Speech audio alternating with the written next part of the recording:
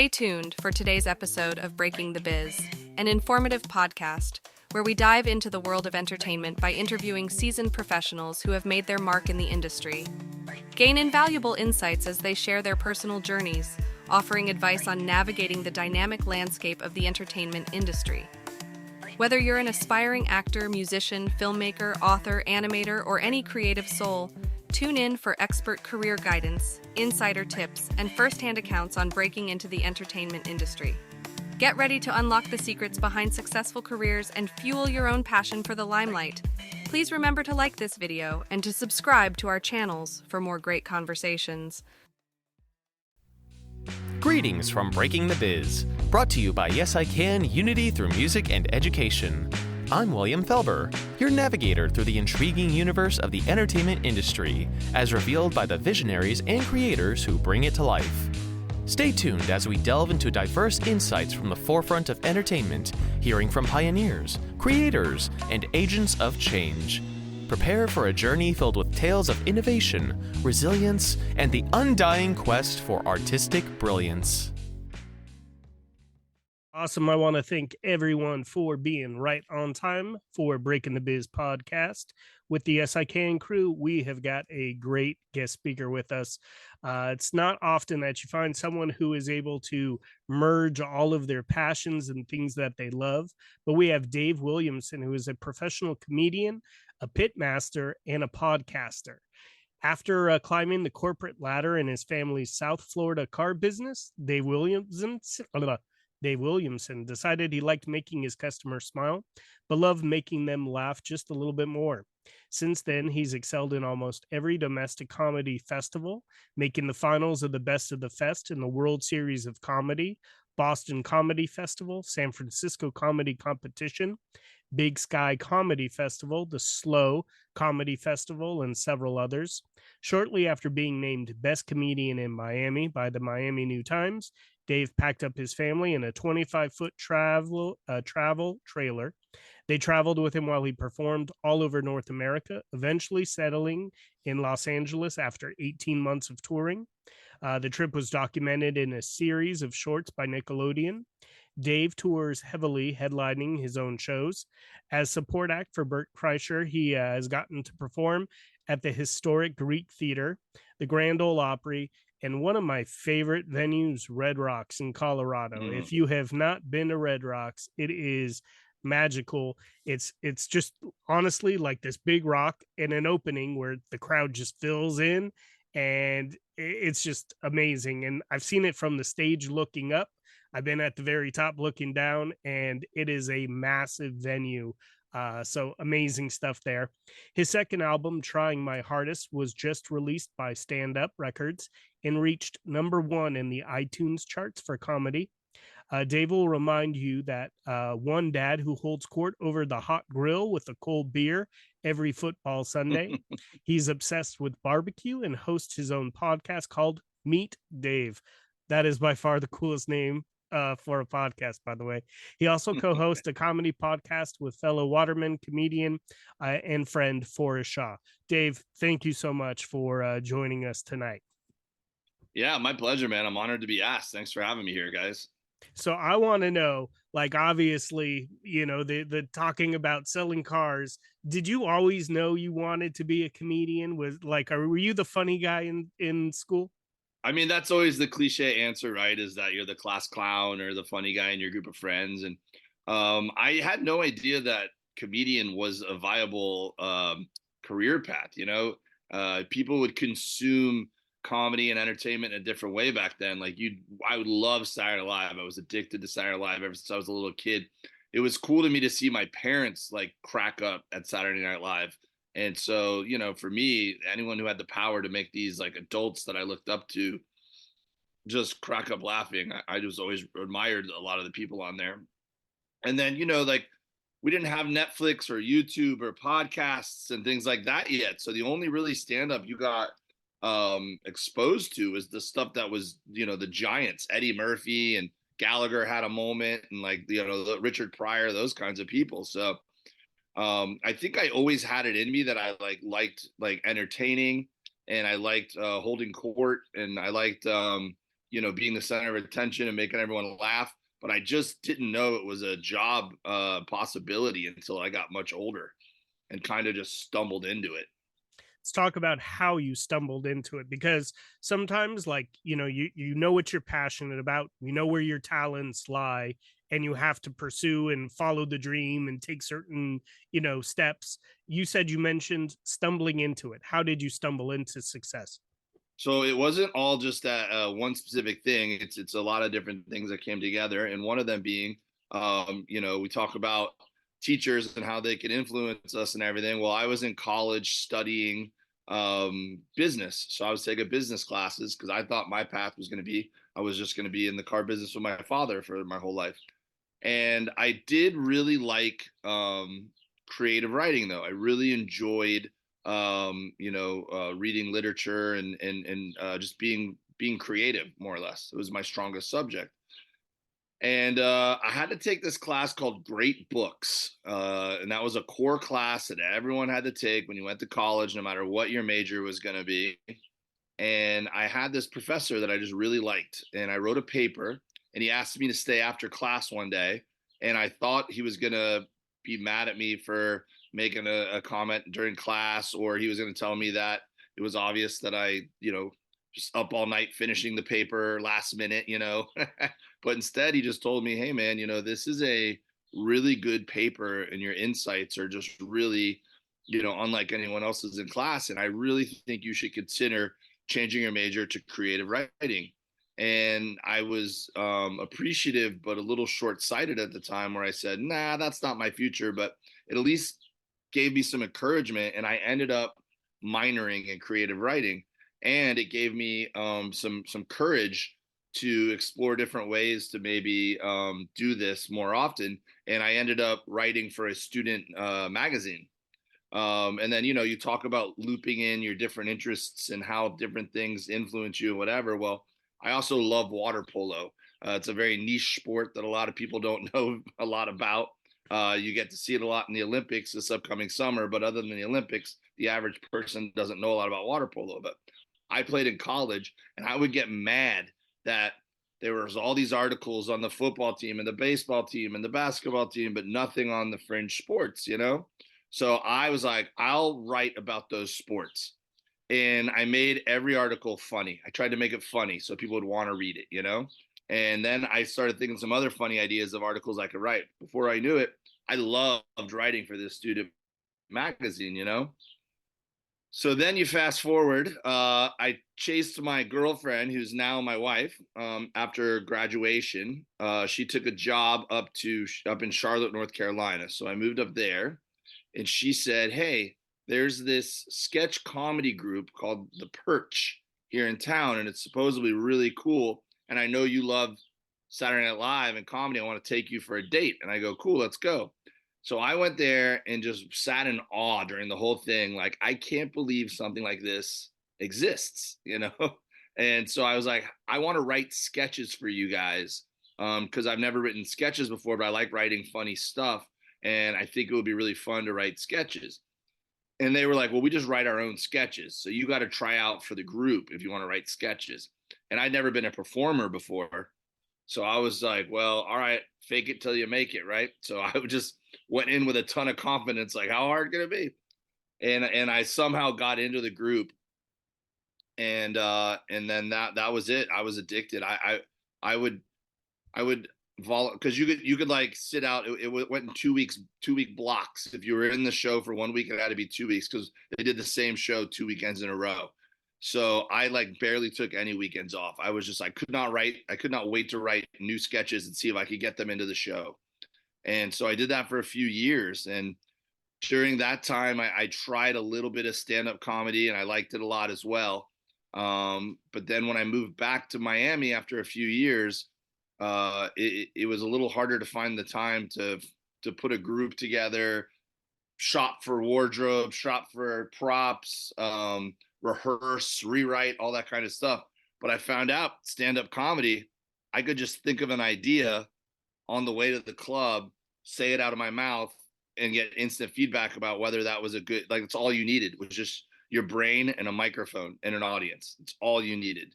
a lot of people don't realize a lot of you are stand-up comics in your everyday life and you don't even realize it. Because when you tell a story to your friends and they laugh, you realize like, oh, okay, this is the funny part. This is the part that is too much of a lull. It's unnecessary. And then, and so when you tell a story like 5, 6, 7 times over and over again, you're doing the same thing a stand-up comic does, which is, trim the fat from the story and maybe exaggerate a certain part to make it funnier, and you're doing the same thing a stand-up comedy does. And I just really enjoyed that process. So I started leaning into stand-up comedy and I fell in love with stand-up comedy. It's awesome how, you mentioned you obviously have a growth mindset where you're like, yeah, bring it on. Let's try it. Like, what's the worst I could do is fail. Some people would be like freaked out, never acting, getting on stage, having that fright.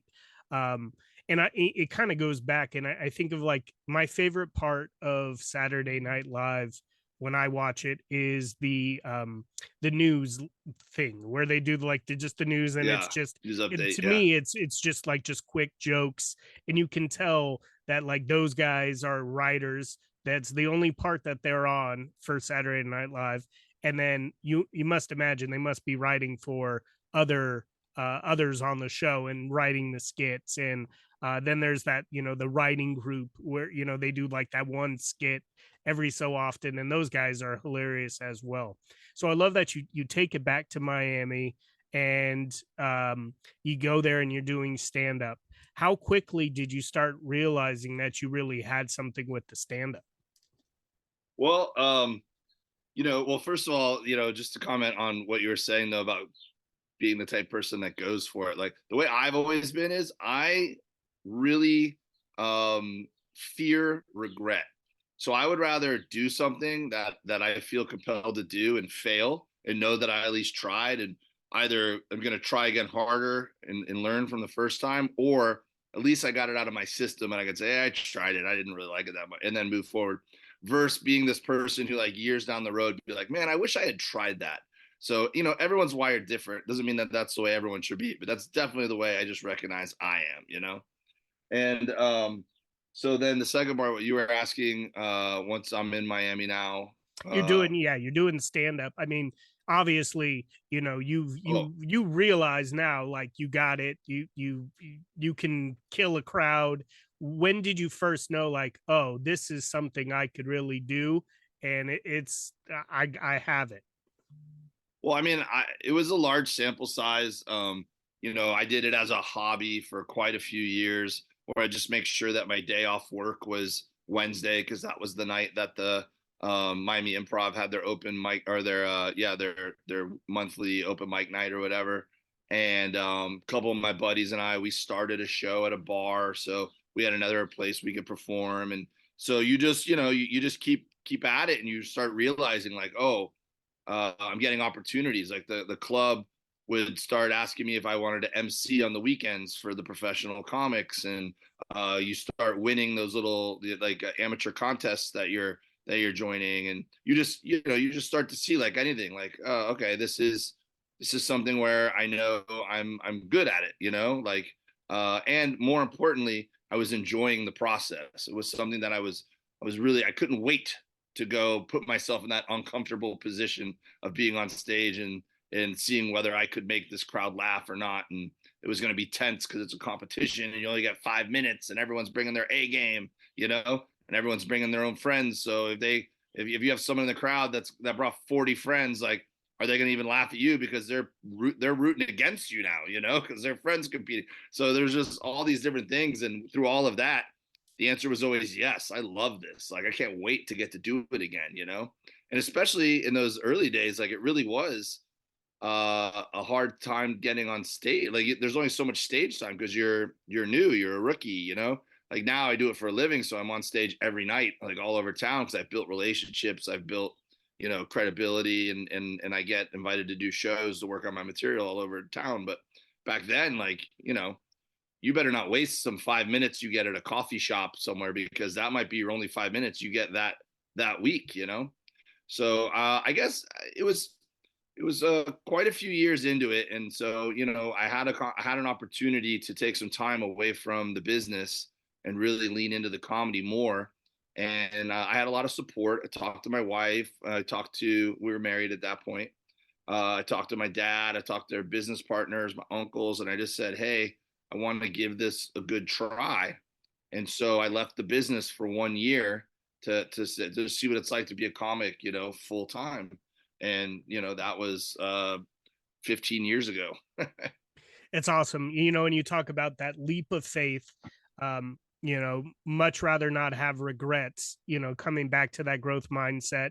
Having support is amazing. Everyone going, what's the worst that can be? If it doesn't work, you come back to the business that you've, been part of in building.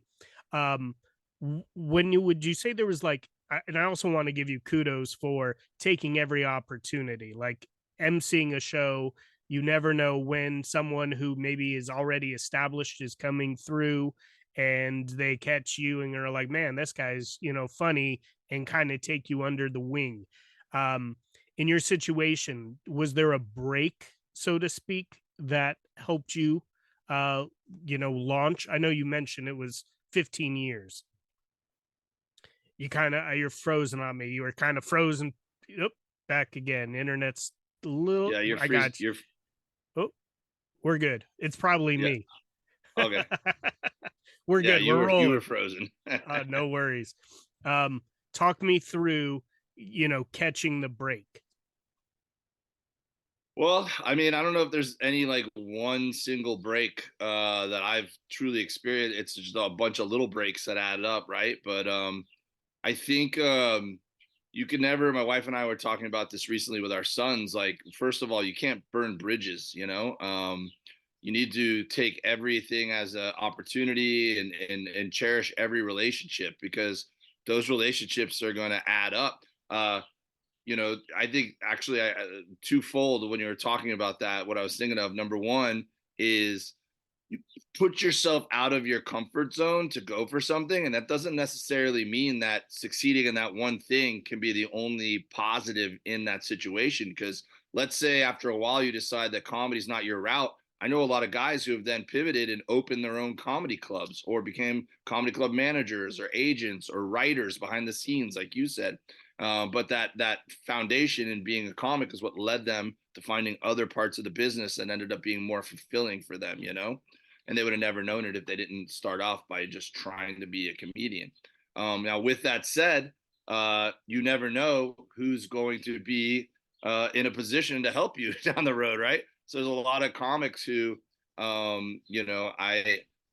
I lost to them in a comedy competition, I said, hey, man, great job. Way to go. Not, man, this was rigged. I can't believe this bar.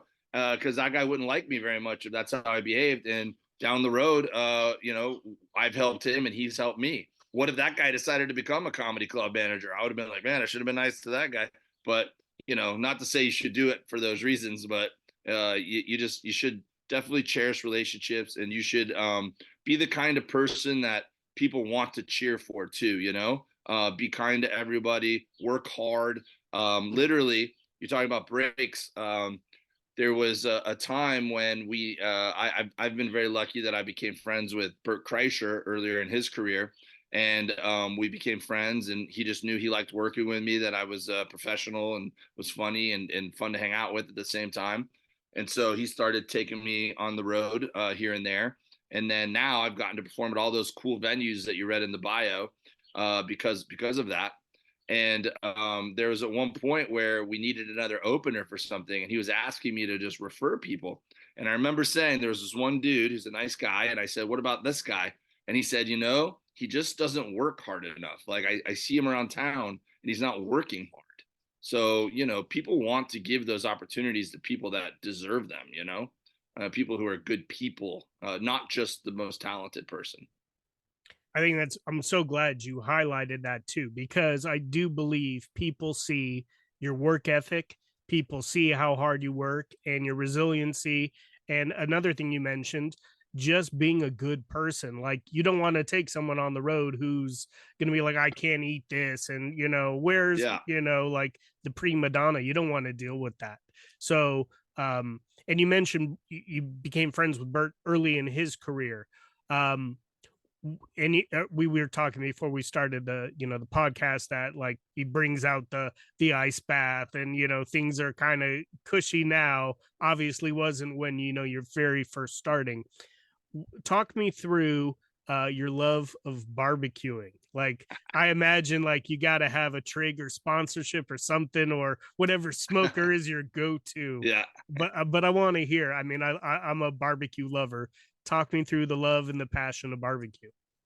Well, so it's funny because I really learned a lesson with this whole barbecue as a hobby thing, because I'm in my 40s now, and I've always loved barbecue. I've loved eating it. I've loved learning about it. I love cooking a steak and the burgers, but I knew nothing about smoking meat authentically, like, the process of smoking meat, And I went to Texas one time, and I had amazing barbecue there.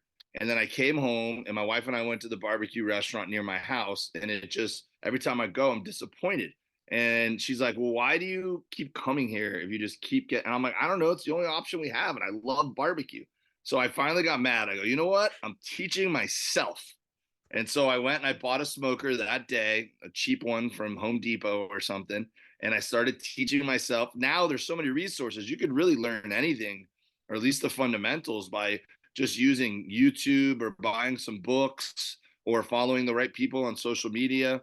If you can humble yourself and not be embarrassed that you don't know certain things, and not be afraid to ask the right questions, you could really learn a lot these days. And I did that. I wasn't embarrassed to like go to some of the guys who were doing the barbecue pop-ups around town, I knew were legit barbecue guys, and asking them questions. And that's how my podcast started.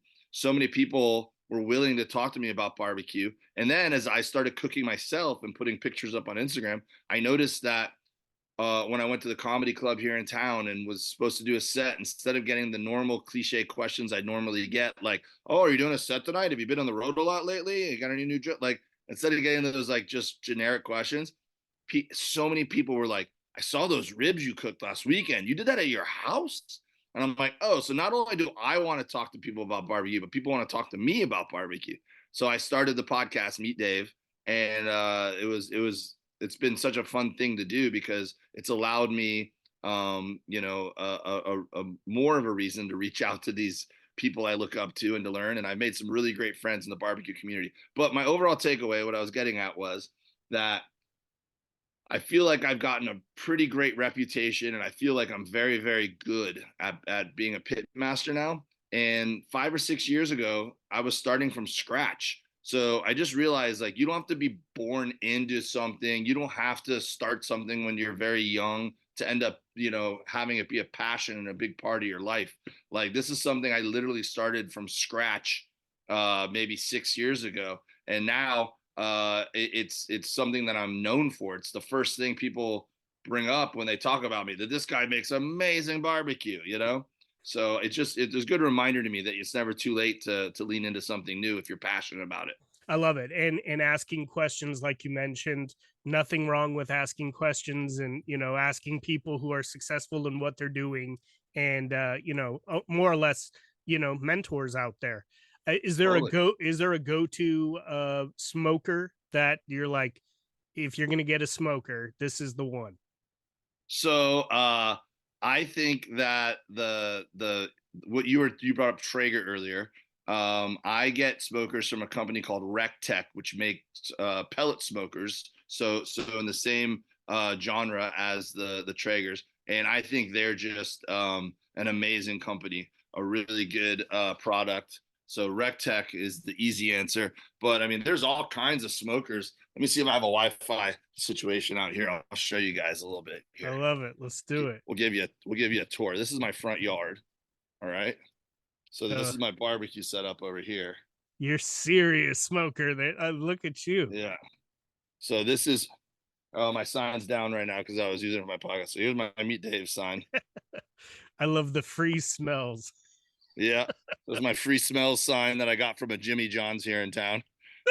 They sold it to me. And then this is my Tech. And then this is my big boy over here. That looks like the thing that could go to the Titanic. Yeah, it definitely a lot of the neighbors say it's a submarine, but you could fit a lot of barbecue in that bad boy. Wow. Okay. And Okay. then this has got my custom Meet Dave little emblem down here too. That's awesome. And then I got all kinds of other smokers and pizza ovens and everything out here. So so your wife chose the right guy. She's eating well. Depends what day. It would be awful if you had like a vegan wife. Yeah, depends what day you ask her. Because some days I think she's grateful for that hobby, and other days she's like, "They're delivering another smoker to our front yard." I love it. Was there a mentor in barbecuing or comedy for you? Well, Uh, both for sure, and several. Comedy. There's definitely we mentioned Bert, another guy, Ian Bag. There's just been a bunch of guys who have been super kind to me and encouraging. And if I had a question, either creatively or on the business side, I felt comfortable calling up, or even some of these guys just watching how they operate, is really beneficial. And just seeing, like a lot of guys, when I first started, I'm seeing like a lot of people think comedy, oh, you're a comic, so you just party, you just party and that's part of it, whatever. Dude, these guys, they did not get where they got by being unprofessional, So they would not necessarily drink until the show's over, not have an adult beverage until after the show's done. And I was like, oh man, all right, well, if that's how you're supposed to approach it, that's the way I should approach it, um, and then in barbecue, the same thing. Like, these guys really take it serious, and then they practice. Like, it's not just cooking on the competition day or on the day that they're opening their restaurants and stuff like that. Like, they cook constantly all the time, and they're writing stuff down, and they're trying it, and then they're asking, oh, how's it taste, and they're making tweaks. And yeah, it's there's no shortcuts at any of this stuff if you want to be good at it. That's for sure. When you go on tour, obviously with someone like Bert, and you're able to bring a smoker, are you at that point where you're getting sponsorship from that company, and obviously they're delivering it to the front of your house, but like if you're Yeah. going on the road, I mean, you've got the podcast, you're seriously a pit master. Do you have sponsorship at that point? Yeah, I have a couple. I mean, there's definitely a bunch of companies that send me product, um, whether it's the pellets that go in the smokers, or I got a couple companies that send me meat. So I just get these boxes of steaks that show up at my house, and I'm like, this is a nice perk, you know. What is your favorite thing to cook? Ribs, tri-tip? What's your Ooh, tough question. yeah, and then what is your go-to steak? Well, so my favorite steak to eat is probably a ribeye. But I'll tell you, man, these Denver cuts, which are like flank steaks, kind of, just real thin, tenderized kind of steaks. They're hard to beat these days, man. You have so much surface area, you can get so much seasoning in them. Uh, and then I like, as far as barbecue, traditional the barbecue. I mean, a brisket's hard to beat, especially out here in California. Not a lot of people can get great brisket. So when you cook it for the neighborhood, like they really appreciate it. They're like, dude, this is a treat. We don't get this often. But very California centric is tri-tip. So that's very popular. Was originated and made popular in Central California, and it's much easier to cook than brisket is in my mind. You're talking about a 2-hour cook versus a 12-hour cook. Hard. I mean, man, there's so many answers. I mean, a good rack of pork ribs is just uh, so fun when you knock it out of the park. Good pulled pork sandwich. I mean, dude, I like it all. I can't pick just one. Okay, next question. What do you do for sauces? Are you making your own sauce, or is there like certain sauces you're like, you have not lived until you try this sauce? So I'm more of a dry rub guy than I am a sauce guy. I have not ventured too much into making my own sauces. That's something that I definitely want to get into at some point. I'm going to definitely graduate into that. I think my two goals of the next things I want to try are making my own sauces and making my own sausage. Um, because you can case your, you can grind up the meat and case your own sausage, and it seems really fun. But I've been a little intimidated to do it up to this point. But I like a like a Carolina Gold sauce. Is like my favorite kind of sauce. I do appreciate when places have a variety of sauce and some a little creative. There's this place in Houston that I love called Killen's, and they make a coffee barbecue sauce, Mm. and I love the kick that gives, something a little different. But for most of the stuff, I don't use a lot of sauce.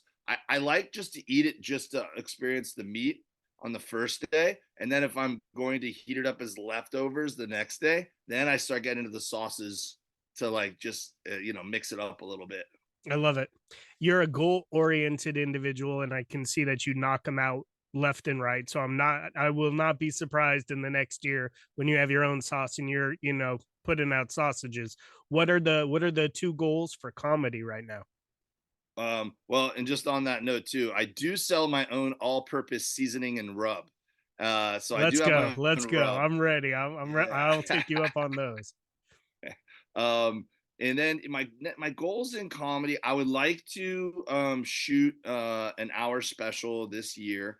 And back in I've already self-produced 2 albums in the past, but it's been quite a while. 2017 was the last one that I recorded. So I feel like my material right now is right in a place where I'm ready to maybe start looking into self-producing it and then trying to sell it. And the great thing now is, even if you don't sell it to Netflix or Amazon or whatever, you can just put it on YouTube and there will be an audience for it. So it's kind of a fun thing about going on in comedy right now. And then I'd say another big goal of mine is I'd like to do a TV spot. I haven't done a TV spot since I did one on a Nickelodeon show years ago. And a lot of people say that, oh, getting on TV isn't as important as it used to be. It's now it's all about how many followers you have on social media and stuff like that. And I've done a good job with that, but I don't know. I just something has been stirring inside me lately that I would like the opportunity to maybe do the Tonight Show or something like that, and have that on my resume. I have no doubt that that's going to happen for you. Um, when you talked about water polo and barbecuing, obviously great writers like write about what they live, what they know, what they're passionate about. Your material, what if you were to do a feature, what would it be about? If I was going to do a feature movie. No, not feature movie, but just like if you were to have that, when you do have your hour spot, if it's Oh, Netflix or your own feature, obviously you could cover a lot of different things, but is there a certain thing that is like your go-to when you're writing? well, so I think that the best comedy comes from whatever's happening in your real life, right?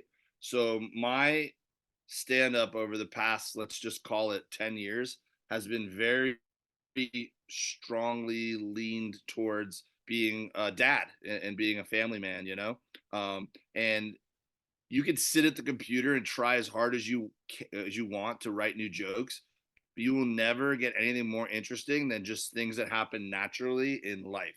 So when you're at a basketball game or you're hanging out with your buddies and you guys are all making jokes, cracking each other up, that's when it's important to pull your phone out and jot down the notes of going, oh, I got to explore this on stage. This is a funny scenario of what just happened. So I really think that just what's happening in your life is is the best material. And I'm a storyteller too. I'm not like a political comedian like the Weekend Update guys or a one-liner comedian. I don't really, my brain doesn't work that way. I tell stories and then I make those stories funny and insert little jokes all throughout them. And I'll tell you, if I had to give you an answer on like what my material is leaning towards collectively, is a lot of my stuff has really taken a positive spin on it, because I think that's just the way my brain works. Is I'm kind of a glass half full kind of dude, and instead of going on stage and complaining about what's wrong with the world and what's in the news and just like well, what's bad about my life lately, a lot of my stories have had a little bit of a moral to them or a little bit of hope wrapped in there. And And I try not to overdo it. I don't want to seem preachy when someone just came to laugh, but it's just really where my brain has been going, these past few years. I love it. Did the college instructor who pulled you aside and was like, "Yeah, creative writing is something you need to explore"? Has he followed your career and it was like, "This is what I saw," almost like that Miyagi, Mr. Miyagi, kind of, passing it down to Danielson? Rose again. Oh, can you There hear you me go. now? Yeah, you're back. We're good. So that's Dr. Jim McKelly. I believe he still teaches at Auburn University. And I haven't talked to him in a really long time. And he's never been out to see one of my shows. But I do keep it. I do touch base with him every few years. I shoot him an email. So he knows he had a positive impact on my life. I love it. Is there a mantra that you're obviously very positive. You kind of talked about the cup being full. Um, is there a mantra, a positive mantra that you catch yourself saying daily? Nothing specific, but I think it's just attacking every day with that same attitude. It's really easy to catch yourself slipping into feeling sorry for yourself or focusing on negative stuff, but you just got to always have that same mindset that anything that you're not succeeding at or something bad that happens to you, it's for a reason. And how do you take that and turn that into fuel or knowledge to then make something positive happen for yourself?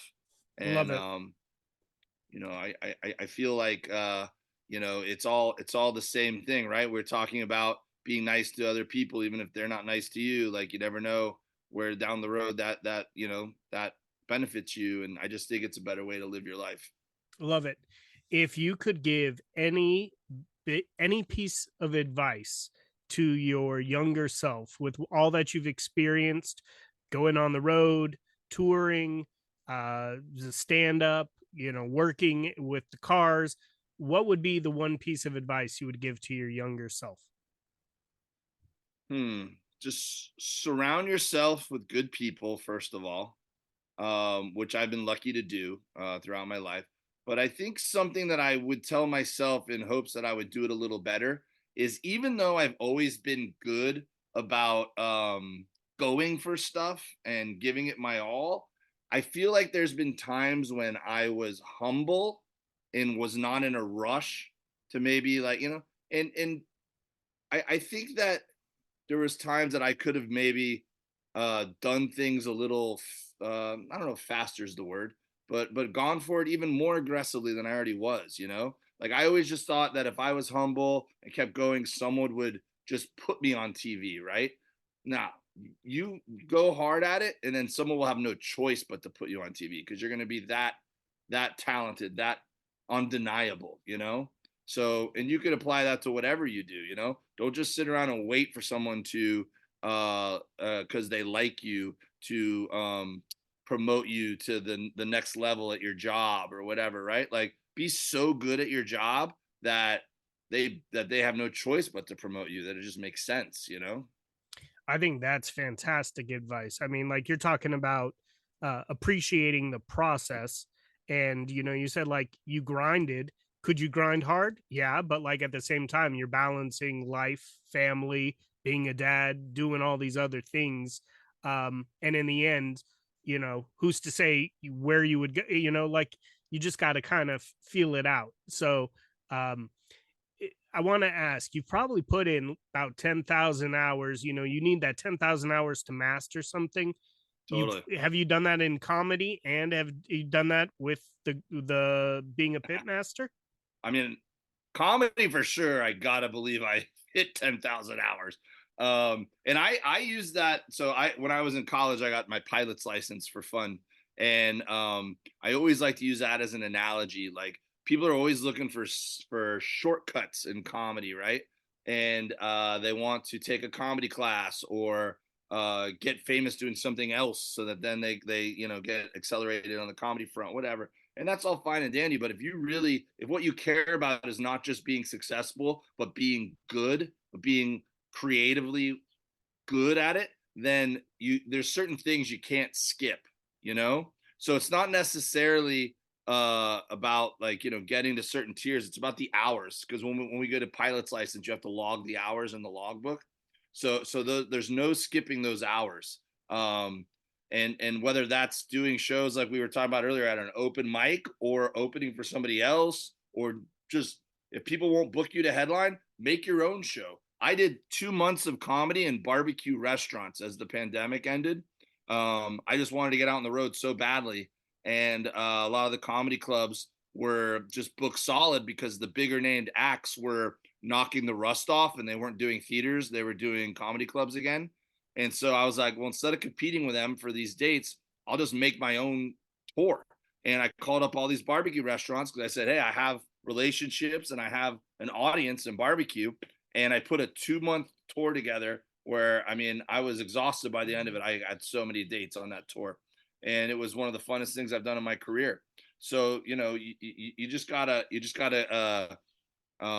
get those hours any way you can get them, I guess. Right. And barbecue, I will say that I definitely took that lesson in the barbecue, because when I first started, I failed so much, and I just kept cooking. I would just put in a rack of ribs to put a rack of ribs in and practice. My wife's like, what are we going to do with all this? And I was literally giving it to the neighbors. I was just like, yeah, I was like, I have to practice, like, And so, and then I have a meat journal, I call it. And I was just writing down, I go, okay, it came out tough, or I need to do this different, or do that different, or this is how much I bought it for and where I bought it. So I would remember everything, Is there a secret with smoking a steak? So so if you're gonna smoke a steak, you're probably gonna do a reverse sear. So the only reason to smoke a steak would be if it's like thicker, I would say. Like a good ribeye? Like a good thick ribeye or a tomahawk or something. Okay. And if you throw it in the smoker with some seasoning on it, and then, so a steak, you normally would sear it, is how you cook it. So normally you put it on the fire on your grill, and the fire hits it, and it cooks from the outside inward. And then you got to be careful, because you got to cook it all the way through inside so that it's edible. But then, you don't want to burn the outside while you're doing that. So if you're going to smoke a steak, instead of searing it, you're doing a reverse sear. You're cooking the inside first, and then you cook the outside. So you put it in your smoker, the inside gets to about 120, 125 degrees. Then you pull it out, and then you sear it on that hard grill, and that crisps up the outside. So that's why they call it a reverse sear. You're doing it backwards. I love it. Do you do when you do your steak? Do you do it like on what are those pans? I'm drawing a cast iron skillet. Yeah, is that how you mess with it? I love yeah. If I'm not using my grill or charcoal outside, I got no problem throwing a tri-tip or a steak on a cast iron skillet with some butter, and that's how I get my sear, for sure. I love it. As far as your career, you're on that trajectory just to keep going. Is there a moment thus far that you are just like absolutely super proud of? Wow, that's a deep one. I mean, I would say that barbecue tour I did, I was really proud of. I would say that first TV set that I did, it was a show called Nick Mom Night Out. I did a really good job on that. I was really proud of it, and I was proud of it because and then when I was traveling with my wife and kids, I think you brought it up in my bio, but when we left Miami to move to LA, my wife and I came up with this idea to get the RV, and we were going to go for 4 months from LA and I booked up all this work, and it was supposed to be a 3-month trip, and we ended up going for a year and a half. We just kept going because I just kept getting work booked, and we were having so much fun traveling in this RV. And so it was just so cool having my family with me that whole time. Well, I sold that to Nickelodeon as a web series, and I was pretty proud of that because I did the whole thing. I pitched it, I negotiated it, I shot it, I edited it, and I sent it off to them. So it was like, it's pretty cool that they were playing it on TV on Nickelodeon, and I was like, man, I did everything for this, like start to finish. That's super. Um, That's so dope. I get the chills because you're using all the skill sets. You're doing everything yourself. You got your family. You're traveling. I absolutely I love it. You use all of the skills that we talk about in our program. You got resiliency, communication, an entrepreneurial mindset. I love the idea of thinking outside of the box and going like, man, all these A-listers, so to speak, are testing the waters again and getting yeah, out of COVID. And instead of everybody, even in the music world, like the Nobody band could not compete with all the bands all going back out to tour all at the same time. It was kind of like a cluster, so to speak. And then figuring out your own lane in order, I just think that's super intelligent to make your own lane and tap into the things that people follow you for. So the barbecuing, super super amazing. well, the Go cool ahead. thing about the barbecue too is just that, in comedy there's a lot of funny guys, we're always looking at ways to stand out authentically. I don't want to just wear a goofy suit and stand out that way or something. Like, I want something that's, so the barbecue's been a way of being like, tell me you're a comedian who talks about being a dad without telling me you're a comedian who talks about being a dad. It's pretty obvious when I'm the barbecue guy. Like, oh, this guy drinks a beer, watches football, has his buddies over, and is fun storyteller. Like, you know what I'm about when you know that barbecue is a huge part of my life. I love it. So are you now in LA permanently, or you're Yeah, we've been permanent? out we've been out here like 12 years. Okay, love it. So where can our viewers see you next? So once a month, I actually host a show here in El Segundo, which is over on the west side of town, and I cook barbecue. And so people come and it's a rock and roll venue. It's this really cool place called South Bay Customs. And so people bring their chairs, their lawn chairs, and set their lawn chairs up in front of the rock and roll stage. And then at 7:30, I serve barbecue. And then at 8 o'clock, we start a show, and I host it and have some of my buddies on who are great LA comics, right? And it's I do it once a month. The next one's the 18th. It's a Tuesday. And then in on Labor Day, I'm actually going to produce in El Segundo once again the Gundo Comedy and Barbecue Festival. And we're going to be having comedy and barbecue going on all over town and putting those two things together. And then I'm always around town. I'm going to be at the Hollywood Improv next week. I'm going to be at the Chicago Improv for a weekend on 4th of July weekend. And I'm going to be in Key West, Florida for a week in August, where I will be performing at the Comedy Club and also competing in a barbecue festival there the same weekend. There it is. Well, I know for a fact I am locking it in, and I am going to bring a chair, and I am down for barbecue. Where can people buy your rub and all that good stuff? DaveWilliamsonComedy.com has my rub for sale. It has my tour dates and anything else you might need. And then I'm most active on Instagram, which is Dave W Comedy. And now I just started a barbecue page too. Meet Dave Barbecue. Okay, I'll be right there. Someone's Yes, ma'am. someone's already coming for barbecue. My mail. It's probably some rubs or sauces someone mailed me. Honestly, I get so many free hot sauces and rubs mailed to me. I love it. That's awesome. All right. Well, with the last few minutes, I want to just see if there's any questions, comments from our listeners that are with us right now. I see Clemente's got his hand up. Go for it, Clemente. Hi, Dave. Hey, bud. I appreciate what you said earlier about trying something, even if it didn't work out initially, and then deciding to pursue it anyway. This shows me the importance of facing our fears, trying things, and learning from our mistakes. What have you learned from the things that you initially tried out that didn't work out? Great question. Well, some specifics. I mean, I think that the cooking is a great analogy for that, right? Because This is how silly it was, right? The first time I ever tried to use my smoker, I bought wood chips and I put them in the drip pan, which has nothing to do with where the fire in the wood's supposed to go. And that's why I was starting from scratch. But I just used my little diary and I wrote down like, oh, I did them at this long at this temperature, so I burned them, So then I did it again, and I go, I'm gonna do it at a lower temperature for a more amount, and I just tweaked it little by little by little. And that's the same way I go about each joke that I write, right? I go and I try the joke on stage and I take notes and I go, this is what worked, this is what didn't.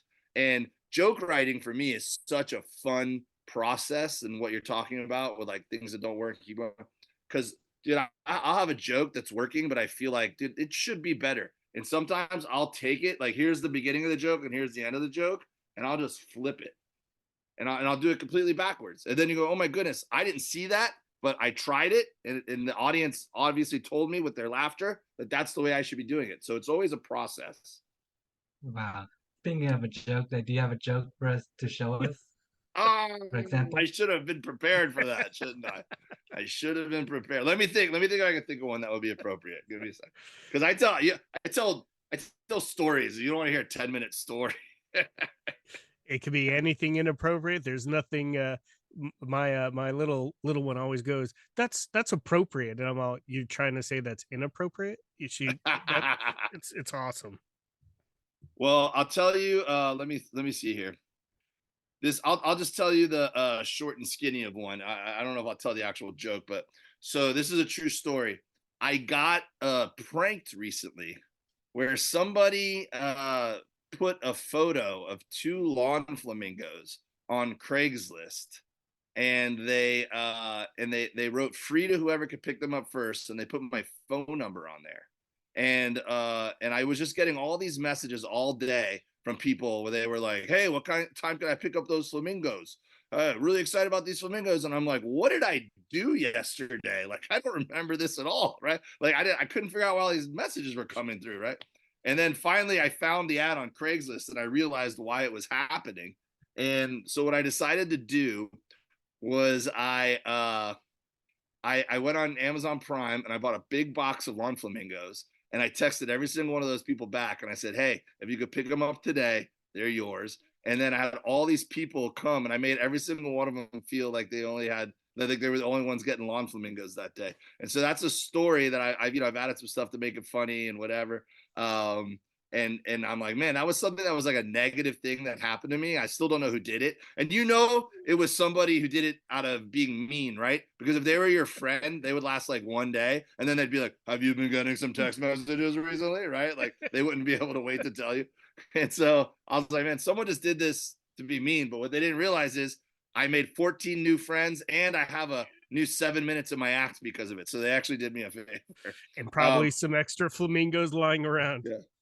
So here's a joke I've been doing on stage, is that I really like people. I like meeting people, and I know that most people don't like meeting strangers, but I like meeting strangers so much. I don't mind waiting in lines. Like usually the person in front of me is losing their mind. Like, what's taking so long? I'm going to miss my flight. And I'm like, I know, right? What are your hobbies? Like, just try to get to know them while I'm there. And so I fly on airplanes like every week, and I always want to talk to the guy next to me, but I don't want to like be that dude, because I like talking to people. So when I see him scrolling the movies, I'll always be like, hey man, do you want to pick the same movie and hit play at the same time? And that way it's like you're watching the movie with a friend and not watching it by yourself. And so far, 100% of the time they've been like, no, I don't want to do that. What are you talking about? And, although I do like people, I also feel like if you're not with me, you're against me. So now at that point, I usually pick the same movie as them, and I just make sure I stay 10 seconds ahead of them. I'm like, if you don't want to watch it with me, I'm going to ruin this movie for you. Right. I love it. See, and that it just, you could be so funny just with the stuff that you see. And that's honestly, that's that creative writing. And any great comedian and can tap into that. So I love it. I know that we are going to support you, Dave. I love it. I'm excited to eat barbecue. Definitely see some comedians and laugh. I want to thank you again for making time for us tonight, and I look forward to following your career just, skyrocket. Yeah, I appreciate you guys, man. It's an honor to talk to y'all. Thanks so much. Perfect. On that note, everyone have a wonderful rest of your evening. As we conclude another enriching episode, we hope you've found inspiration in the stories shared today. Let's take a moment to honor Yes I Can's role in bringing Breaking the Biz to life. Yes I Can's commitment to empowering young people with disabilities through education, advocacy, and mentorship shines brightly, paving paths of opportunity and dialogue. This podcast celebrates the organization's dedication to nurturing talent and facilitating impactful discussions. Breaking the Biz is more than a podcast. It's a part of Yes I Can's broader mission to amplify voices, dismantle barriers, and craft a world that's more inclusive and accessible for everyone. Each episode is a chapter in our shared narrative of progress, education, and empowerment, driven by the spirit of Yes I Can.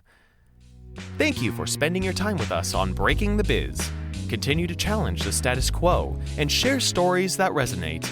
Until our paths cross again, let's keep transforming aspirations into achievements and infuse every endeavor with optimism. Here's to advancing the landscape of the entertainment industry, one episode at a time. I'm your host, William Felber. See you next time.